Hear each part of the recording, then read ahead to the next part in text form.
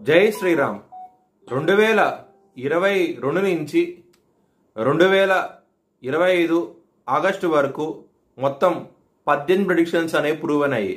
అవన్నీ కింద డిస్క్రిప్షన్లో ఇవ్వడం జరుగుతోంది. ఈ వారంలో ముఖ్యమైన రోజు వచ్చేసి శని అమావాస్య. ఇది 23వ తారీఖున శనివారం రోజున వచ్చింది.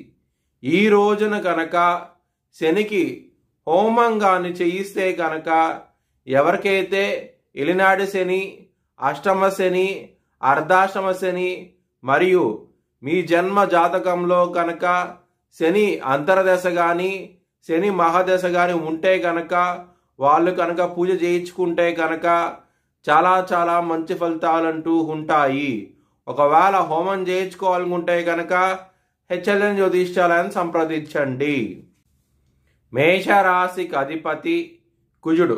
మేషరాశిలో అశ్విని 4 పాదాలు, భరణి 4 పాదాలు, కృత్తిక 1వ పాదం ఉంటుంది.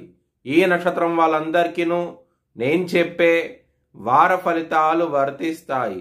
ఈ వారంలో కుటుంబాధిపతి అయిన ధనాధిపతి అయిన శుక్రుడు మీకు మిథున రాశి నుంచి 20వ తారీఖు నుంచి ఆయన కర్కాటక రాశికి వెళ్తున్నారు.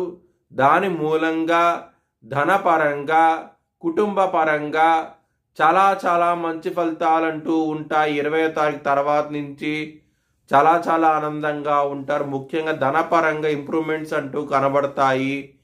ఈ వారంలో మీకు కెరియర్ పరంగా కొంచెం ఇబ్బందులు ఉన్నాయి.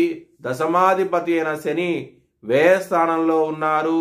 ఎలినాటి శని ఉన్నది. 23వ తారీఖున శని అమావాస్య ఉన్నది. ఆ రోజున శనికి హోమం చేయించుకోండి. ఒకవేళ చేయించుకోవాలనుకుంటే కనుక హెచ్ఎల్ఎన్ జ్యోతిష్యాలను సంప్రదిస్తే కనుక మీకు లైవ్ వీడియో కాల్లో హోమాన్ని చూపించడం జరుగుతుంది.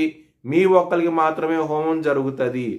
ఒకవేళ చేయించుకోవాలనుకుంటే కనుక హెచ్ఎల్ఎన్ జ్యోతిష్యాలను సంప్రదించండి. మ్యారేజ్ పరంగా సప్తమాధిపతి అయిన శుక్రుడు 20వ తారీఖు నుంచి ఆయన కర్కాటక రాశికి వెళ్తున్నారు కాబట్టి మీకు మ్యారేజ్ పరంగా ఇంప్రూవ్మెంట్స్ అంటూ ఉంటాయి. చాలా చాలా ఆనందంగా ఉంటారు. ఎవరైతే వివాహం కోసం ప్రయత్నిస్తున్నారో దగ్గర దాకా సంబంధాలు రావటం వెనక్కి వెళ్ళిపోవడం జరుగుతుంది. ఈ వారం అనేది అంత అనుకూలంగా లేదు. మీకు శత్రువుల నుంచి విజయం సాధిస్తారు.